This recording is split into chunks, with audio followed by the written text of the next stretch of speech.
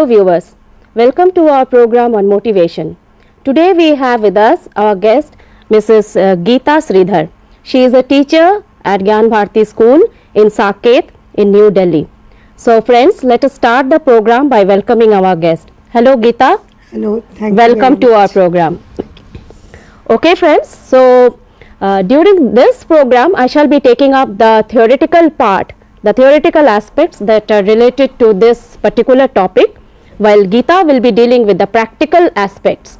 So Geeta would be enriching our discussions with her experiences as a teacher in the real life situation, that is the school where she is working. So let us start the program with first of all discussing about the concept that is related to motivation. Now we are all familiar with this term motivation and we frequently use it in our daily life. We are also aware of the dictionary meaning of the term motivation, to motivate, etc.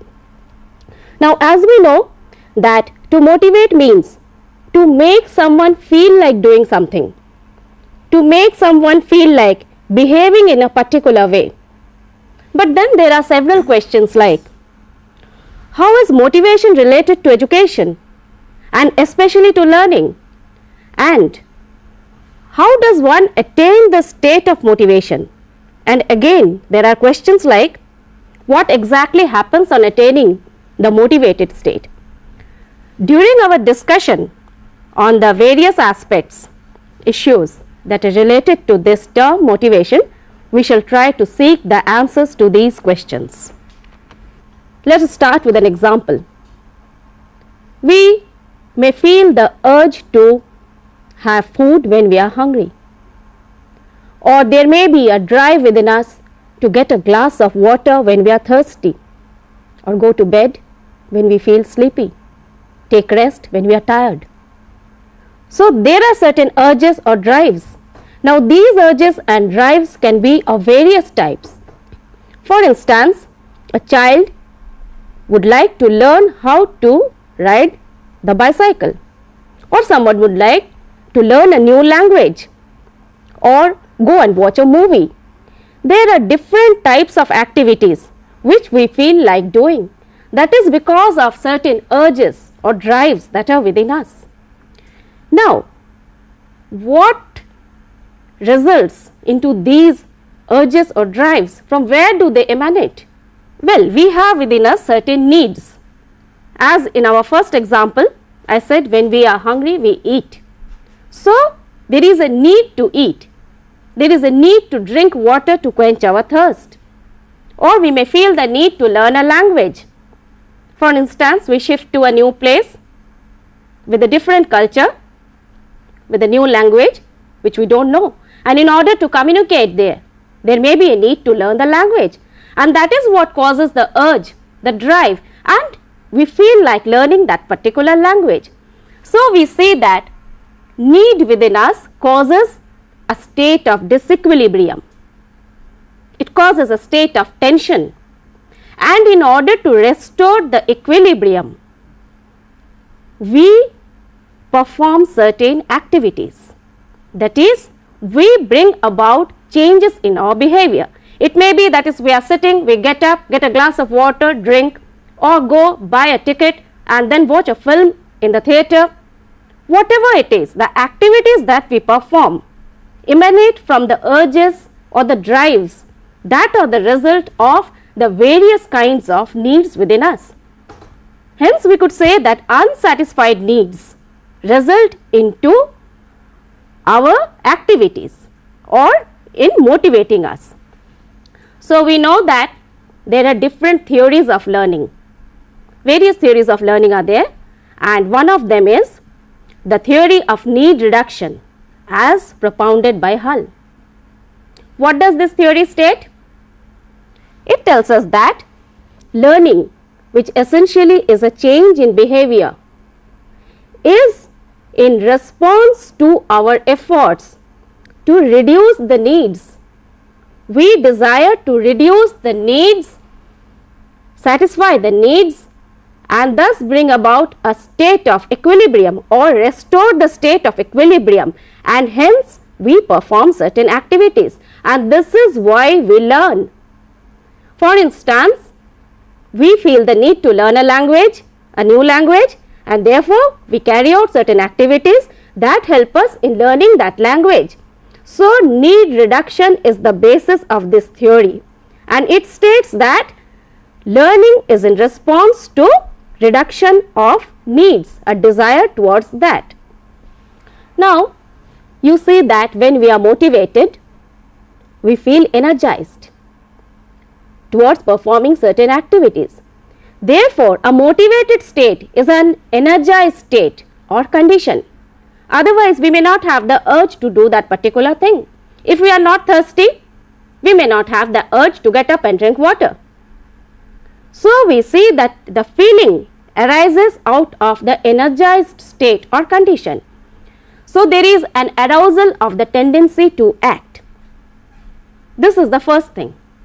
And the second thing is that motivated state sustains the activity that is being performed.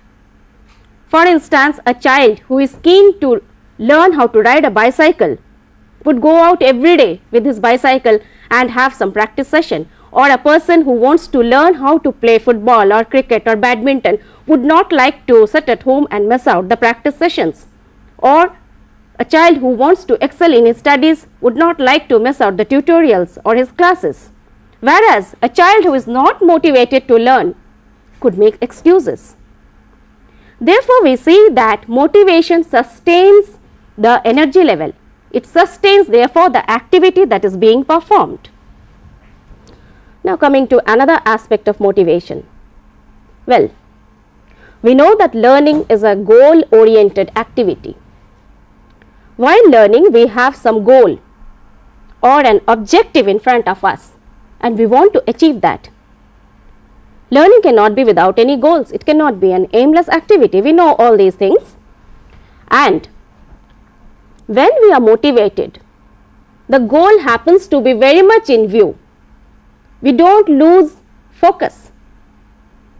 The efforts are focused and well directed, goal oriented, and therefore there is enhanced efficiency level. The attempts are seldom futile. We keep on trying, but keeping in view the goal. For instance, we want to learn, or a child say wants to learn how to calculate simple interest. The child would have the goal in front of him. He may not make excuses or want to read a storybook during that particular time. Why? Because the child is motivated. He has the goal in front of him. He wants to learn nothing else at that period of time apart from calculating simple interest. So, the focus is there. The activities are focused. It doesn't stray from the goal. And as a result, the efficiency level is much enhanced. Whereas, if we have to force a child to calculate or learn how to calculate simple interest who is not motivated to do so, we might find a difference in the efficiency level. The child may not show that much efficiency as he would have shown had he been motivated towards it. And not only that, there is also a persistence in the efforts, as we have been discussing a little while ago, that motivation sustains the activity that we are performing.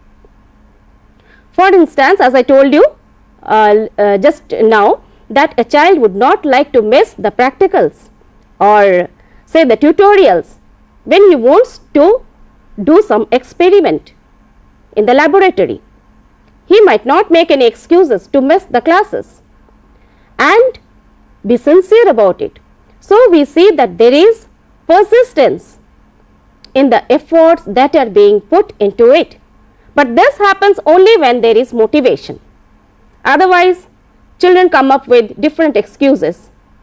I don't want to go to school, or let me not go out today to play, and things like that. We have just said that there are certain needs within us, and unfulfilled needs lead to certain urges or drives. Now, What are the different types of needs? We know that needs are of different types. They have been categorized into various types. First of all, physiological need. Physiological needs are totally intrinsic in nature. They are also called bodily needs. They do not lie outside us but very much within us. For example, thirst, hunger, need to take rest, need to sleep, then need for warmth when it is cold, need to cool ourselves when it is very hot. And there are other types of physiological needs that are totally intrinsic in nature. Then coming to social needs. Human beings, as we know, are gregarious in nature. We cannot live alone. We prefer the company of fellow human beings. It is a need for us to be in the company of people in order to live, and that is why we form relations. We nurture our relations, not only maintain them but nurture our relations. We try to extend our relations.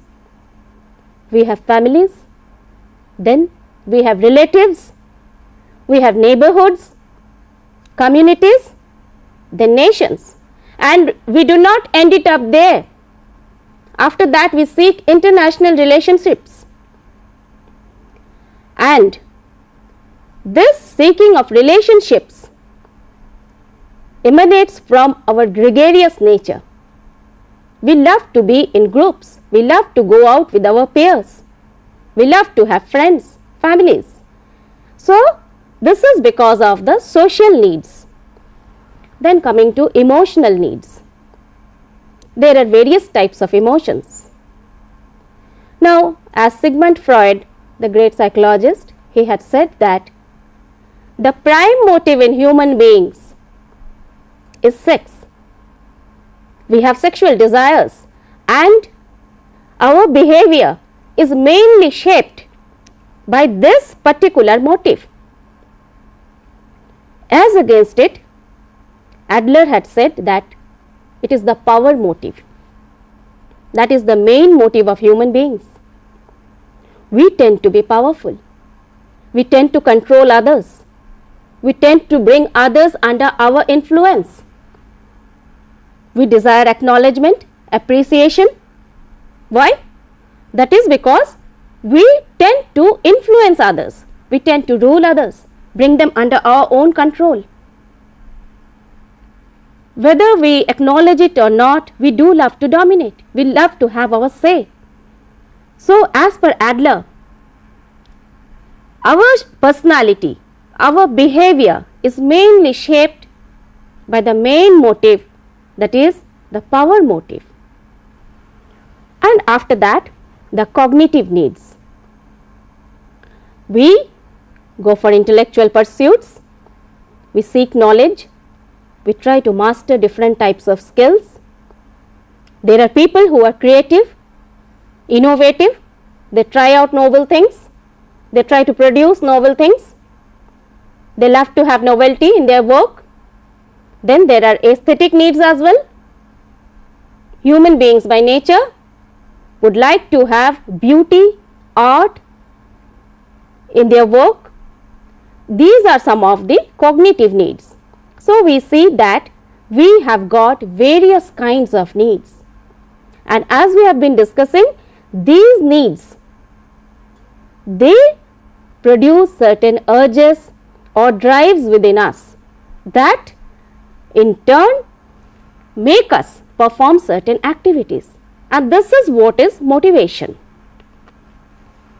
Now, coming to the types of motives. There are different classifications. First of all, conscious and unconscious motives. What are conscious motives? Well, let me give you an example. For instance, I want to read a book. I pick it up from the shelf and start reading it. this particular activity of picking up the book and reading it is because I am motivated to read it, and this motivation is there in the conscious part of my mind. I am conscious of this motive.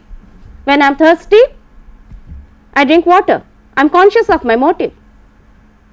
When a child wants to learn how to ride the bicycle, he or she is conscious of his motive.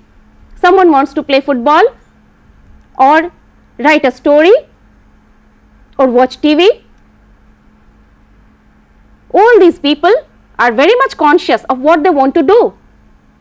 So these are some of the conscious motives about which we are conscious.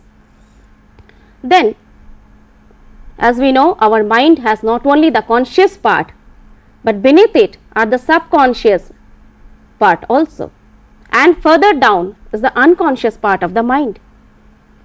So there are certain motives that are buried deep within the depths of our mind, and we are not even aware of them. For instance, we do come across reports from the media that a person who was otherwise known to his family, friends and neighbors as a very mild, gentle person, suddenly turning out to be a murderer. Why does this happen? Or we see people who are otherwise very calm and gentle suddenly exhibiting emotional outbursts, angry outbursts. Now, this has been attributed to the unconscious motives that lay deep within us. Pent up feelings of anger, suppressed feelings, unfulfilled desires may rage within the depths of our mind, and we may not be aware of them. And therefore, these motives that are very much there within our mind, but about which we are totally unaware, have been called by Freud as unconscious motives. And according to Freud, these motives too have a great role in shaping our personality, our behavior, that is, our activities. Now, there are other types of motives also, and about them we shall have a very brief discussion. Some of the motives are egoistic in nature. That is, we tend to look after our own selves. We eat, we drink, we bother for our physical comfort, well-being, safety, we amass wealth, we work hard for our advancement in our careers, our promotions, etc. All these activities fulfill the needs of our ego, our own selves, and this is quite natural. Such needs are there without exception in all human beings. Again, there are some kinds of needs or motives that are altruistic in nature. We also tend to care for others, fulfill the needs and desires of others. We tend to nurture others. We tend to help people. Now, this is exhibited greatly by great people like Mother Teresa, Mahatma Gandhi. But to some extent, we all possess altruistic motives. We tend to reach out to people in distress, to those who need help. And this tendency to reach out, to help, to care, they stem from our altruistic motives. And again, motives can be classified as intrinsic motives, that is, those which lie within us. For instance, a child may like to excel in a test not because of any reward, just because he has that motivation within him. Again, a child would like to excel in a test because he has been promised something. In that case, the reward lies outside him. That is called extrinsic motivation. The motivation comes from an external source. So, these are the different types of motives. Now, let us briefly discuss the different theories, the popular theories that are associated with motivation. First of all, the instinct theory. This has been given by McDougall, Burt, and there are other followers of this theory. According to them, our behavior is shaped by the instincts with which we are born. Our instincts are there as soon as we are born. It is very much there within us. They are innate, inherent and unlearned tendencies. We do not learn instincts. They are a part of us. For instance, no one teaches us to cry when we are in pain. A child need not be taught to laugh when he or she is happy. A baby smiles, an infant cries, then taking food when hungry, going to sleep when feeling sleepy. We do not learn these things, but we perform these activities because of the instincts. Then I could give you some other illustrations also. For instance, when a situation scares us, we tend to flee, or we try to save money for our future. We tend to keep our precious possessions in lockers, in steel safes. Why? Because we want to be safe. So we see that according to this theory, our activities are in response to the instincts that are prevailing within us right from our birth. But this theory has also been criticized. The critics point out that it is not that we react or act in a particular way only because of instincts. For instance, people on hunger strike refuse food although they are hungry. So we see that as per the critics of this theory, a particular behavior, whether it is the result of an instinct or it is the outcome of cultural influence, that is difficult to say. The effects of cultural influence and instinct are enmeshed, are interwoven so closely together that it is difficult to separate them out and say that this particular behavior is purely the result of an instinct and that purely due to cultural influence. And again, it is difficult to make a list of the instincts. So there are critics of this theory. Nevertheless, there are certain activities that are produced by instincts. Now coming to the need theory as propounded by Murray. According to him, need is a hypothetical force that organizes our perception, cognition and action. And we have discussed a while ago about needs, that we have physiological needs and they have been called here the viscerogenic needs. They are the same as physiological or bodily needs like thirst, hunger, need to sleep, etc. And just as there are viscerogenic needs, there are also psychogenic needs. For instance, the emotional ones, the cognitive ones. So we see that unsatisfied needs also motivate us. Then coming to achievement motivation. This theory had been put forth by David McClelland. According to him, the collective thinking or widespread social beliefs tend to shape our economies and the political setup. We know about societies, for instance Japan, that had been devastated by the Second World War, but we could say almost within no time it was back on its feet again and became a developed nation. Whereas there are societies which are still lagging behind. Just a few members or maybe some individuals of the society have prospered, but not the society as a whole. That is because, as per this theory,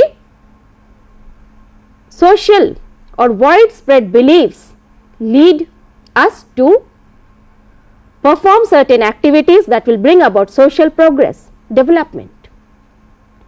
Then coming to psychoanalytic theory of Freud, we just said that there are different layers of our mind, and as per Freud, id, ego and superego, these three components are there and their interplay shape our personality.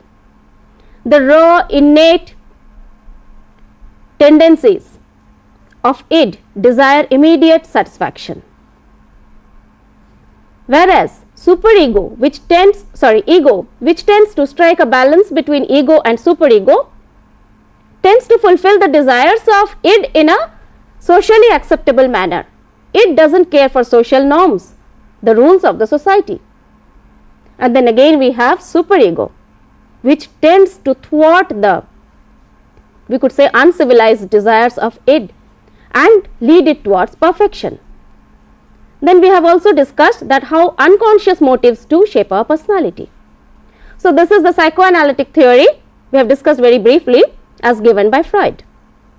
Then coming to intrinsic motivation, Harlow et al. Observed certain monkeys trying to sort out or solve a puzzle. Although they were not promised with any reward, they knew that they would not be rewarded, as in operant conditioning for the right response there is a reward, but in this case it was not so. We too tend to solve crossword puzzles, we have games, etc., and without any acknowledgement, appreciation, reward, we tend to solve them. So this is called intrinsic motivation, the motivation that comes from within.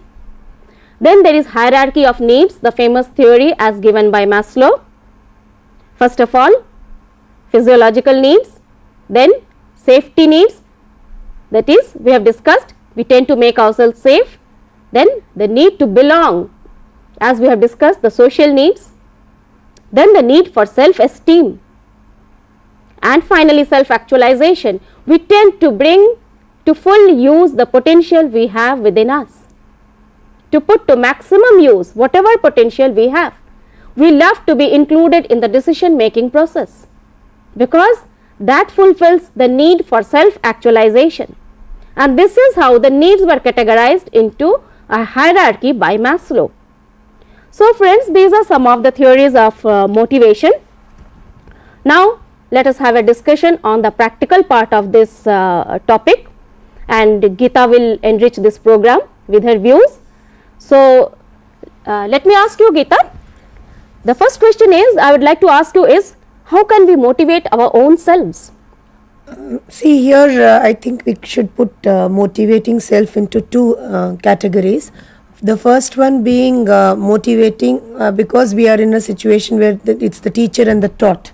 So there will be two categories, how the teacher motivates herself, and secondly how the teacher motivates the taught.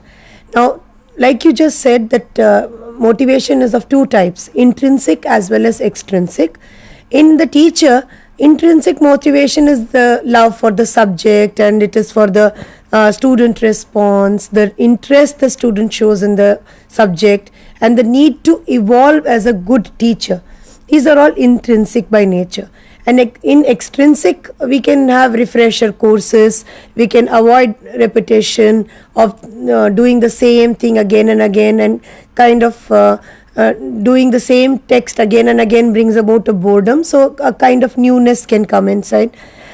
Self-belief, in that you can bring about a difference to the taught, and you can change the whole community, the whole society. These are for the taught.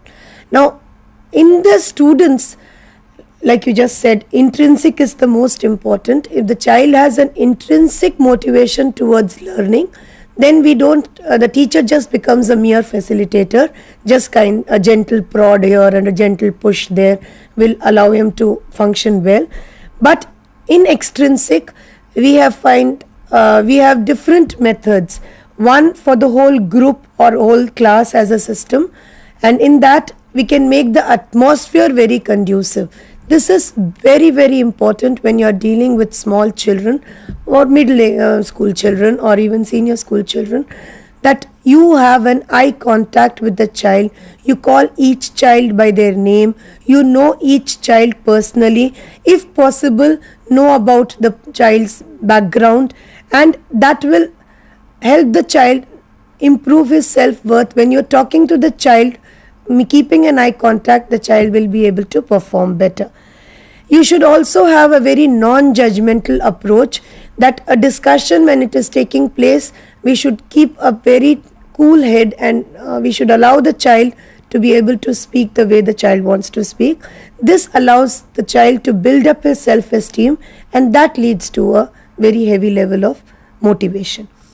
Then in groups, in our school, like, we have divided the children into smaller groups, and when in the group, sometimes we find that there is a child who has very good academic skills, but he may be lacking social skills, and you make him the mentor, the leader.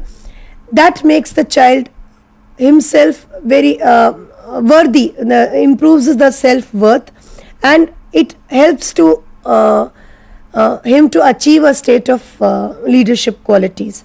The mentor affects the nature of the mentees, the 4-5 children who are in his group, and he is able to lead them, and this helps the mentees, because the smaller the group, there is a smaller fear of ridicule, a smaller fear of because what is the biggest hurdle in motivation is the ridicule aspect. The child doesn't want to be let down by anybody, and when they in a group, when they are allowed to decide, we have found that the motivation is so high to achieve that they are able to self-help, self-regulate, be self-critical, and they come up to very good decisions. Then when the group works as a unit, they are also able to come up to a good conclusion. Now, in a individual case, the lesson has to be very interesting, otherwise the child will lose motivation. The goals you were talking about, the goals are when you set the goals have to be, I call them SMART, SMART goals. S standing for, you have to set a goal first. Unless you first spoke about setting a goal and then fulfilling those goals. So the goal has to be set. The goal has to be measurable. The child should know how much the goal is, what is to be done. It has to be A standing for achievable. Now, it is not enough to tell the child that do this. The child has to be able to do that. It should be something which is of that child's level, mental caliber, so that the child doesn't lose hope and lose his self-worth or self-esteem. Realistic goals. There are so many times I have found that the parents come to me and they tell me, oh ma'am, he's got a C this time in grading system. He should get an A+ the next time. Now these are things which cannot be achieved. You know, the child also knows, he says, since I can't go to A, let me stay to C. Motivation goes. And then time bound goals. You can't keep running after a goal endlessly. The goal has to be very specifically motivated for a time. And above all, I think you have to have a lot of trust and faith, which is very important in motivating the self. Well, Geeta, so we have now come to know that when we want to motivate ourselves, or for a child, if we want that the child should be self-motivated, it is important to have realistic goals, measurable goals, and not only that, we should also go for introspection, that is the strong and weak points within us. For adults it could be easy, but for children it's not that easy, but even nevertheless, while they are working independently or in groups, they could also be facing situation in which they would be able to know that this is my strong point and this is my weak point, and how to work upon the weak points and things like that. And apart from that, I think self-belief is also very important in order to keep yourself motivated. And Geeta, could you tell us how to develop this self-belief within us? See, I can talk about a situation where we put them, like I told you, in a small group. Now in the group, what happens is every child knows his self-worth. And he knows that I am good at drawing, or this person is good at assimilating the information, this person is good at reading it out, and this person is good at drawing. And so when in a small group they work as a unit, as a team, they are able to understand what is, they are able to understand as well as accept that this person may not be good verbally but can write, so let me make him write the report. So they start looking at the positives of each person and glossing over the negatives, which improves their self-worth.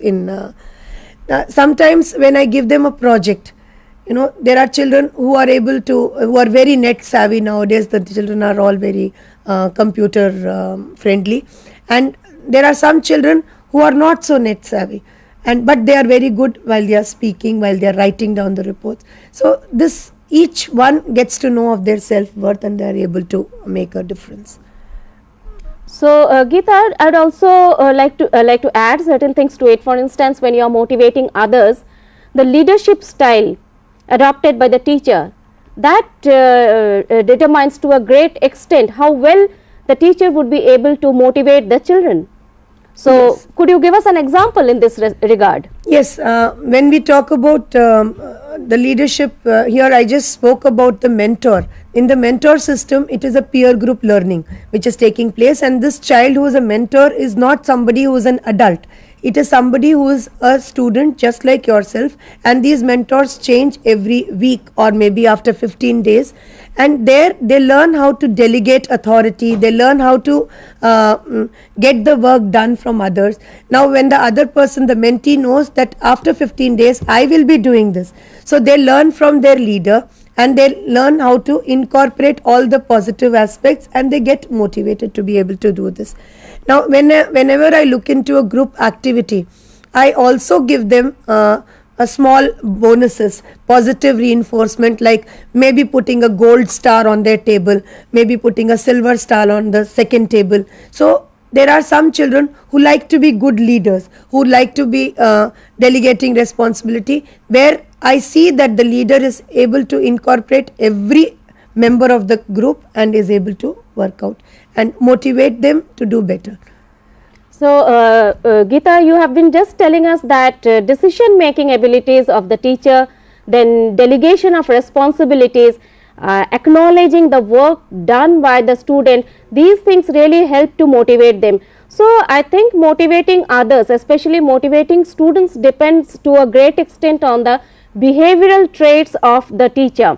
And as you have been just telling us that putting gold stars, silver stars and things like that, that acknowledging the work done, that is really important in order to motivate them. And then delegating responsibility, for instance, as you have said that you make a person a leader or a mentor for a week. So these things really help you in motivating your students. So let us have some more discussion on the educational implications of this particular topic. Now what is your view on building the self-esteem? See, this is the first basic factor which is very important, because the moment we build our own self-esteem or self-worth, we are in a class, the child should never be humiliated publicly. The child has to, even if the answer is wrong, it could be very easily guided and said, maybe you could think in this manner, or maybe you could think in that manner, rather than calling a person silly or stupid. Now these are things which will help to demean and demolish the self-worth. Self-esteem is very important, is the basic concept on which the child gets motivated to do better. In that also I should keep track of making the task from easy to difficult. You know, like whenever you give them a task, they first, if they are able to tackle the easy task, they feel so motivated intrinsically that they go to the moderate task. Then once they are able to master those moderate tasks, they go to the more difficult task. So in that case, when the difficulty level is monitored, and I generally give them tasks based on easy to the difficult. So when they are able to finish one and move on to the next stage, they are able to master tasks which are very difficult, which if given to them first, they would think they would not be able to achieve. So difficulty level of the task, that also determines whether we are able to motivate children or not. Setting the task as per the standards of the children, and as we have been discussing goal oriented activities, these things really help to motivate. And as Geeta, you are saying acceptance, that is accepting the child as he or she is, that is important.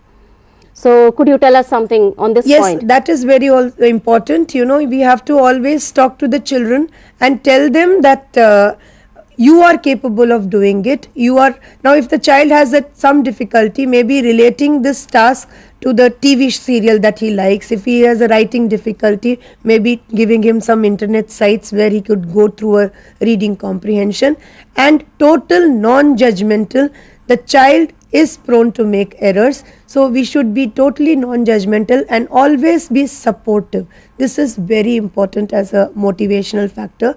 The support of the teacher and the trust the teacher puts onto the child.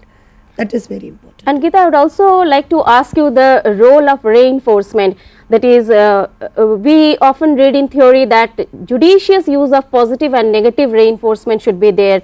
That is, rewards and punishments should be meted out very cautiously. What do you have to say to that? Yes, I will talk about a student of mine who came to me when he was not performing very well academically, not behaving very well in a socially acceptable manner. And first we tackled his behavior, because academically will improve when the social improves. And we always spoke to him, and I always told him that when you are socially acceptable, when you are able to answer in class as a group, only then will your academic improve. And positive reinforcement, like making him the group leader for some time, taking the line out in the class, small judicious positive reinforcements, that improved him so well that this time I am so happy that his academic skill improved. And negative reinforcement, the day I found him falling flat, I would say, all right, today you are not going to lead the line, which made such an impact on the child that he would wait for the positive reinforcement rather than the negative reinforcement. Well, Geeta, it is often said that we have to make learning interesting. So, for instance, in one of the schools, the project work that was given was to collect information and analyze about different religions of the world. The goal was to develop secular views.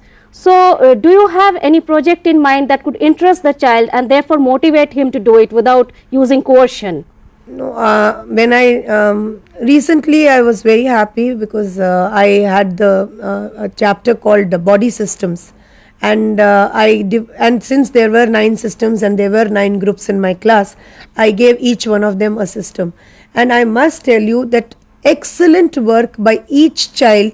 Some of them brought in, most of them have given me their project on CDs, and some of them brought beautiful very nice models in the class to perform, and one of them even directed a play on endocrine system. This was a motivational skill, and then I asked them to grade themselves, grade each participant, and I graded, and sometimes I found these children themselves to be very critical of each other, and they were able to perform. And the first day they were supposed to hand it over to me, unfortunately my computer wasn't working. They were most demoralized, and they said that we will be able to, ma'am, shall we do it tomorrow? Now this was motivation at the highest. Well, friends, so we have been discussing the theoretical and the practical sides of the topic motivation.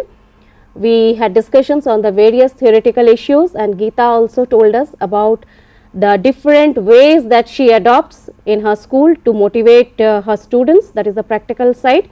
And regarding the educational implications, we have just discussed that it is very important to build the self-esteem of children. It is equally important to accept them as they are as individuals, realizing their self-worth, then use positive and negative reinforcements in a very judicious manner. Then it is also necessary to have goal-oriented activities so that the children do not lose focus of what they are doing. And finally, it is important to set the standards as per the level of the children, the maturity, the readiness, etc., that is difficulty level. So, with this we would like to end the program. Thank you.